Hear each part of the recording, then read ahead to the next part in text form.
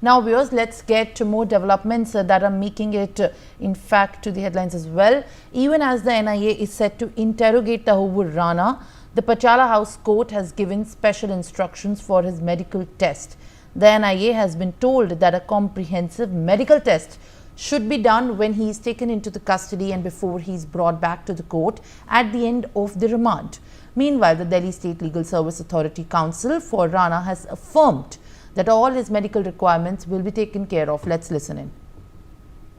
There was nothing about food, but for medical, they've been told that a comprehensive medical test would be done when he is taken into custody and before he is brought back to court at the end of the remand. And in the meantime, also, all his medical requirements will be taken care of. All right, viewers, as the court has said that the medical test before his being produced in the court will be taken care of.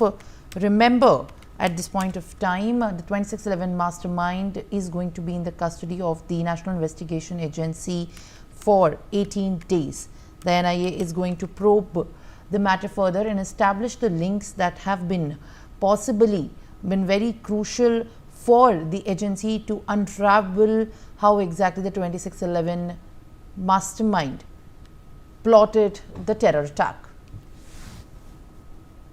All right, Javed Hussain, my colleague, has joined me live on the broadcast.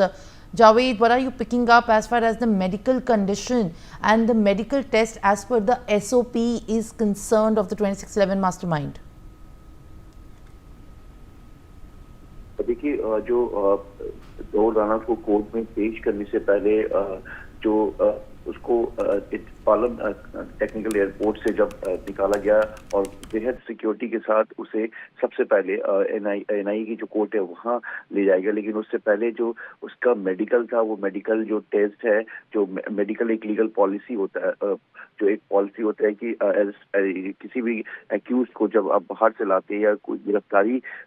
में जब उसे court में पेश करते तो उससे पहले उसका मेडिकल टेस्ट होता है और मेडिकल टेस्ट उसका जानकारी के मुताबिक जो है वो एयरपोर्ट के पास ही कर लिया गया था, क्योंकि बहुत ही सुरक्षा और सिक्योरिटी को देखते हुए उसे लेकर एयरपोर्ट से निकालना था, जिसको लेकर पहले ही जो एजेंसीज हैं और दिल्ली पुलिस की जो एक कोऑर्डिनेशन चल रही थी, वो लगातार ये कोशिश थी कि तौर राना को किस गेट से निकाला जाए। और आखिरकार कल रात में तौर राना को 10:02 के आसपास गेट नंबर 4, जानकारी के मुताबिक गेट नंबर 4 के पास से निकाला गया और सीधा जो है तौर राना को एनआईए पटियाला हाउस के एनआईए कोर्ट में पेश किया गया और जहां प्रोड्यूस करने से पहले ही तौर राना का जो मेडिकल टेस्ट था वो मेडिकल टेस्ट को कंप्लीट किया गया और उसके बाद ही जो कोर्ट ने ये इंस्ट्रक्शन भी दिया है कि जब क्योंकि कोर्ट पे पेश करने के बाद और जब क्वेश्चनिंग शुरू होगी उससे पहले भी जो है किसी भी एक्यूज्ड का या किसी भी जो अरेस्ट पर्सन होता है उसका मेडिकल टेस्ट होता है, तो इसलिए अब जो मेडिकल टेस्ट है उसका कहीं ना कहीं वो एनआईए के हेडक्वार्टर के अंदर ही होगा और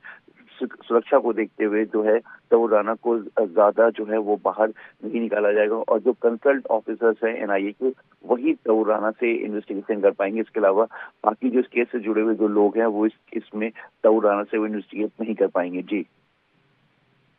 I'll request you to kindly stay on, as now what we are learning in the latest is that the Delhi State